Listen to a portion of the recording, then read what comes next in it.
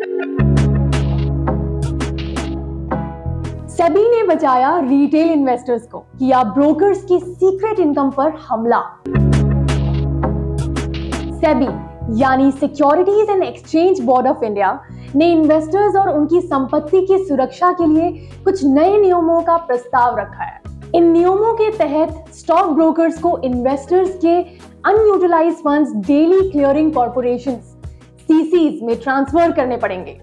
हम आपको बता दें, क्लियरिंग कॉर्पोरेशंस सीसीज एक ऐसी बॉडी होती है जो ट्रांजैक्शन रिलेटेड चीजें हैंडल करती है, from confirmation to settlement to the delivery of funds. वैसे तो ये खबर ब्रोकर्स की इनकम और वर्किंग कैपिटल दोनों में कटौती लाएगी, लेकिन ये इन्वेस्टर्स के लिए एक पॉजिटिव न्यूज है।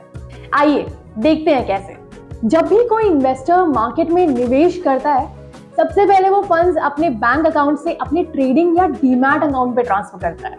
जब इन्वेस्टर शेयर्स बेचता है, तब उस ट्रेड के पैसे पहले उसके डीमैट अकाउंट में आते हैं और उसके बाद उसके बैंक अकाउंट में क्रेडिट होते हैं।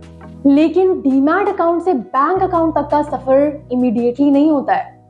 मतलब इन्वेस्टर्स के डीमैट अकाउंट्स में अक्सर अनयूटिलाइज्ड फंड्स पड़े रहते हैं। इस टाइम गैप का फायदा उठाकर स्टॉक ब्रोकर्स इन फंड्स को रिस्की वेंचर्स में भी इन्वेस्ट कर देते हैं और अपने लिए मुनाफा बनाते हैं।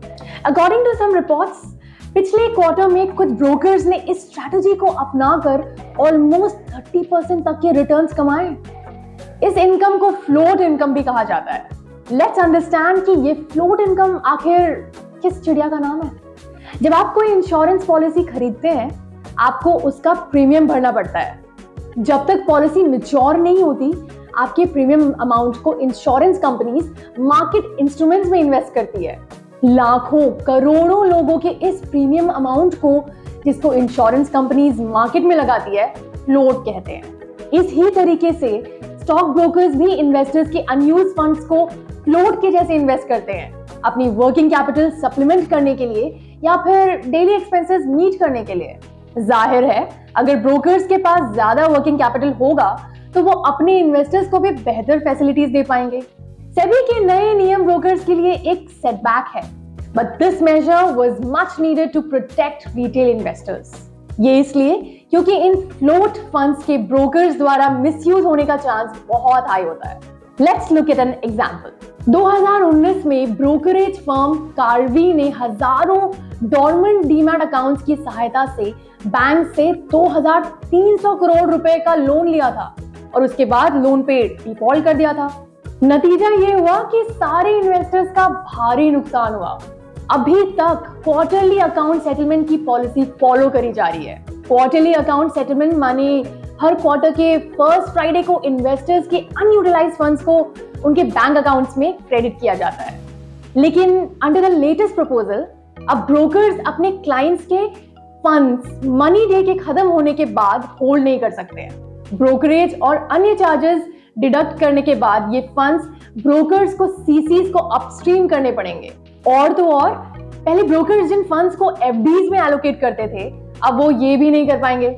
सेबी ने ये प्रोविजन जरूर दिया है कि सीसीज इन फंड्स को ओवरनाइट लो रिस्क इंस्ट्रूमेंट्स में लगा सकते हैं। इस सब के बाद ब्रोकर्स की ये डिमांड है कि सीसीज अपनी इनकम ब्रोकर फर्म्स तक डाउनस्ट्रीम करें। लेकिन SEBI seemingly has the best interests of investors in mind. In fact, SEBI ने रिटेल इन्वेस्टर्स को प्रोटेक्ट करने के लिए और भी कदम उठाए हैं। पिछले महीने सेबी ने एक और प्रपोजल अनाउंस किया था कि इन्वेस्टर्स डायरेक्टली अपने बैंक अकाउंट्स में ब्लॉक फंड्स के जरिए सेकेंडरी मार्केट में ट्रेड कर पाएंगे। मतलब अब ट्रेडिंग के लिए ब्रोकर को पैसा ट्रांसफर करने की जरूरत नहीं पड़ेगी। और भी अच्छी बात तो ये है कि अब इन्वेस्टर्स बैंक अकाउंट में ब्लॉक फंड्स के ऊपर इंटरेस्ट भी एंजॉय कर सकते हैं। इन प्रपोजल से इन्वेस्टर्स के फंड ज्यादा सिक्योर रहेंगे और ब्रोकर से अननेसेसरी रिस्क का खतरा कम होगा।